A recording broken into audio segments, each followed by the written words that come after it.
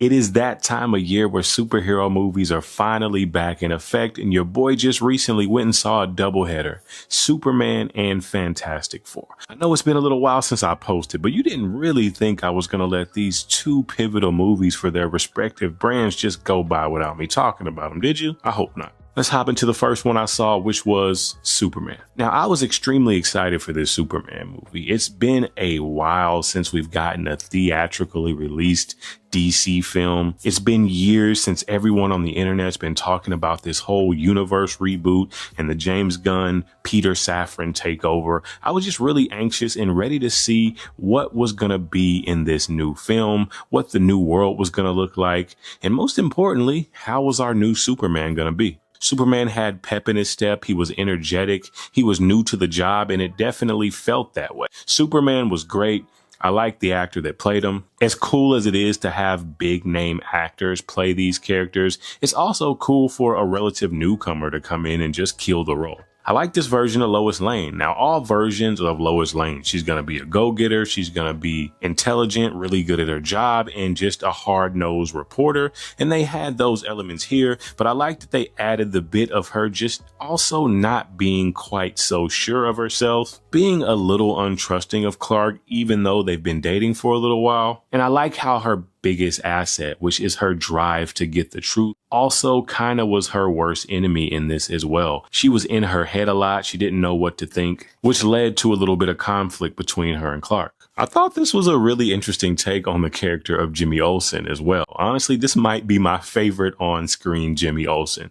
Like, yeah, you could tell he was small and dorky and a little bit of a nerd, but he also had this cool factor to him that I never seen played out before. I think it's hilarious how the rich, douchey Lex Luthor's girlfriend was like obsessed with the little nerdy Jimmy Olsen. It made it seem like this is a natural occurrence and girls are just naturally attracted to and gravitate towards Jimmy, which I thought was pretty funny. The Justice Gang was a really good addition to this film. To be honest, I was a little bit worried about that. I was worried that there was going to be so many characters in this that it was going to be really hard to follow. Don't get me wrong, there was a few parts in the film that made the story feel just a little bit full at times, but we'll get to that a little bit later. Overall, I liked their addition. I liked how much an idiot Guy Gardner's Green Lantern was, and I like how cutthroat this version of Hawkgirl was. And I'm wondering, since there's some elements of the old DC and some elements of the new, and we have this soft reboot, I wonder if they're going to use Aldous Hodge's Hawkman in this universe along with this version of Hawkgirl. If they do, I'd really like to see that maybe down the road, but you never really know. The dog that saved the day. I didn't know how they were going to work Crypto into this story. I was hoping he wasn't going to be a main focal point, which he definitely wasn't, but I liked how he just stayed in the film as sort of just part of the heart of the story. And using him for a Supergirl cameo was, and oh my goodness, Mr. Terrific. Dude, there's never been a movie or a TV show that introduced a side character that made me want to rush to the comic shop and buy everything in sight on that character more than Mr. Terrific in this movie.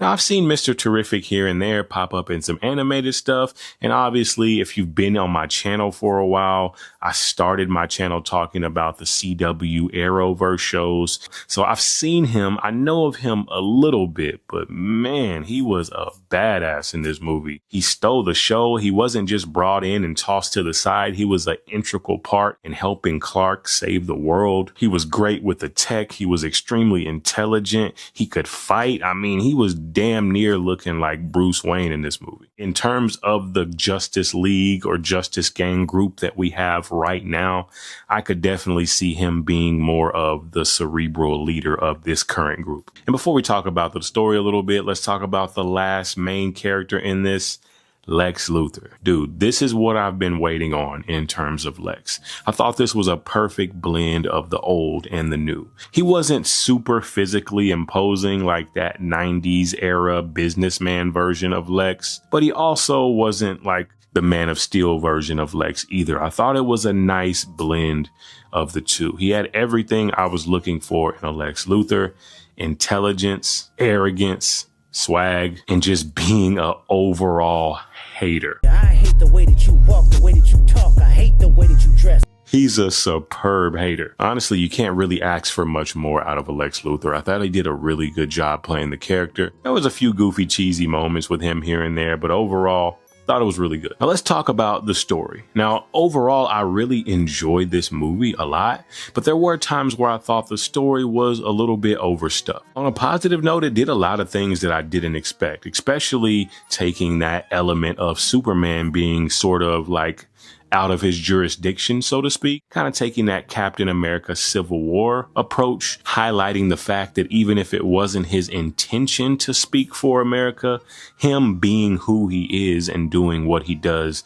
just automatically makes it seem and feel like he's acting on the behalf of America. And I didn't really expect them to add that type of depth to it. It was really cool. But in terms of it feeling overstuffed at times, we had the Justice Gang element, we had the war in Baravia, we had the relationship between him and Lois. We have all the side quests and traps that Lex and his goons were setting for him. And I thought we were going to be leaning away from like multiverse and interdimensional stuff, but we had the whole interdimensional prison element. It was just a lot of stuff going on. But with that being said, I think at the end, they brought everything home pretty well and was able to tie everything together in a good cohesive knot. Just at times it felt a little clunky getting there. To wrap up talking about Superman, I felt like the main theme and the main thing going on with Clark in this film was him coming to terms with the fact that although his intentions may be well, he can't just go around doing everything that he wants to just because he feels like it's the right thing to do. There has to be some strategery there as well. And like most Superman stories are, especially in the beginning, it was also a lot to do with identity here. Essentially, the decisions you make every single day are what make you who you are, not where you were born and where you were raised and things of that nature. And I thought that was really cool, really sweet, and an overall really positive message that didn't feel overbearing, cheesy, or corny. I don't do number ratings for movies anymore, but if I had to give it a grade, I'd say, if I'm being overly critical, maybe like a solid B+. If I'm just thinking from a brain of enjoyment and did I like it and did I not, I'd probably give it like an A-. I thought it was a really solid film. I'm just really ready to see this world open up and expand.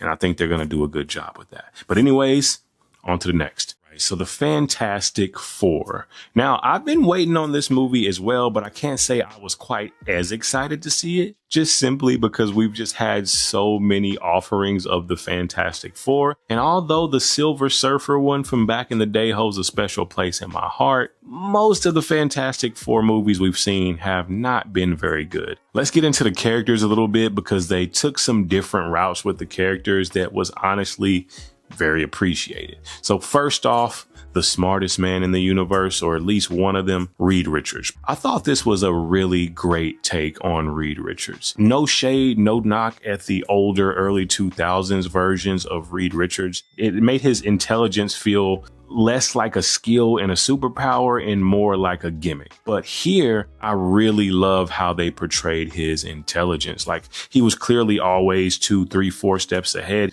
He's pretty much so smart that he's always just in a state of torture, never at a state of rest in his mind, trying to circumvent every mistake before it ever happens. I just really love the characterization of Reed Richards in this. Next is Sue.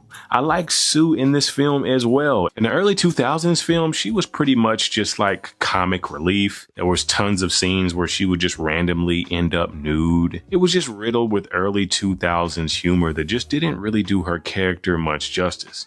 But I really enjoyed how her character was portrayed in this film. Like, as to where Ben Grimm was the heart of the story in the older ones, I feel like Sue was really the heart and soul of this movie. I thought they did okay with Johnny as well. I rooted for him throughout this movie because he had that underdog energy to him, right? Because even though I like the older Chris Evans version, he felt like he was lazy, like he didn't try hard, like he didn't really care. This version of Johnny Storm feels like he works hard, he tries hard, but maybe he's just not the smartest. But he's definitely not an idiot or dumb either, and he proved that throughout this story, being able to decipher that language, which was a huge key in getting the one up on the Silver Surfer. Ben Grimm was solid in this as well. He kind of gave me that same feel of King Shark and James Gunn's Suicide Squad. Like there was a lot of these subtle times where the camera would just kind of linger on him looking at himself in a window or a mirror. And even though they didn't dive into how he feels about being permanently changed and permanently being the Thing, you could really tell that that was something that did weigh on him. But he always kind of fought through that and stayed positive. I love the Silver Surfer in this. I think the Silver Surfer is just a really cool character, man. Another sort of tortured soul, and I love how Johnny Storm was the one to break that shell. Now let's get into the story a little bit in Galactus. To be honest, this overall story didn't quite stick with me as well as I wanted it to. I do like this story, don't get me wrong. I thought it was fun. I thought it was action packed. And I think this is like almost like a return to form for the MCU. It just didn't quite stick with me as much. On a positive note, I really do like how large in scale this movie felt. It felt large in scope and scale, but also really close knit and intimate in like a intimate family film as well. So it's really hard to pull that type of balance off, especially when you're working with multiple characters, but I thought they did a great job at that overall. And going back to touch on the scope and scale of this movie, I love how this world felt like it was in the past, but also very futuristic as well. Like the ingenuity, the design that went into the city building, like it just looked really good and just felt retro futuristic. The attention to detail was great. Me personally, I'm just wondering how the Fantastic Four is going to factor in to the overall new MCU. Because, I mean, they did say that we will see the Fantastic Four in Avengers Doomsday. I haven't seen the Thunderbolts or the new Avengers just yet, so maybe there's something in there that will make that make more sense. But as of right now, I'm a little fused on how they're going to integrate into the MCU in terms of the main world. Anyways, back to the story. The Silver Surfer essentially picks the planets that Galactus eats to pretty much cure his insatiable hunger. She was chosen to be that planet picker in order to spare her own planet, which ended up being one of the reasons Johnny was able to kind of break her down and get them on their side. I appreciated that element a lot because up until that point of the film, they kind of made Silver Surfer feel like she was just this, you know, uninvolved being. She's just warning everybody, letting them know she's not an ally. She's not a threat. She's just completely neutral and everything. That's how it felt. I like how Johnny kind of made her see she's just as active and just as involved in these planets being destroyed as Galactus is. That final finale battle was pretty damn good. Galactus was just so big. Gay! Like the scale of Galactus was perfect. Came down to Earth, pretty much just wrecking the entire city, pretty much just in search of the baby. And as twisted as it was, using the baby as the bait, that's literally their only option. And I love how that was such a point of contention between Reed and Sue. Now, as much as I love that ending battle, I'm going to be honest, I was smacking my teeth a little bit at how easily they were able to beat Galactus, at least relatively easily.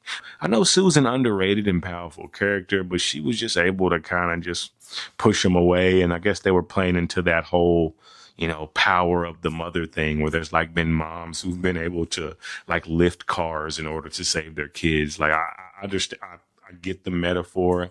But she essentially single-handedly pushed Galactus into this wormhole until she had a little bit of help at the end from Silver Surfer coming to swoop through. I definitely thought Johnny Storm was going to sacrifice himself, and that might have got a tear out of me if he did. I'm not going to lie. But anyways, I'm definitely excited for both the future of the MCU and the DCU. I'm going to try to make sure to not go so long without posting. Just the summer is just, it's just so ridiculously hard for me to get time to record. Anyways, it's your boy Eddie Knight. This is Nerdy Before It Was Cool. Thanks for tuning in. Till next time.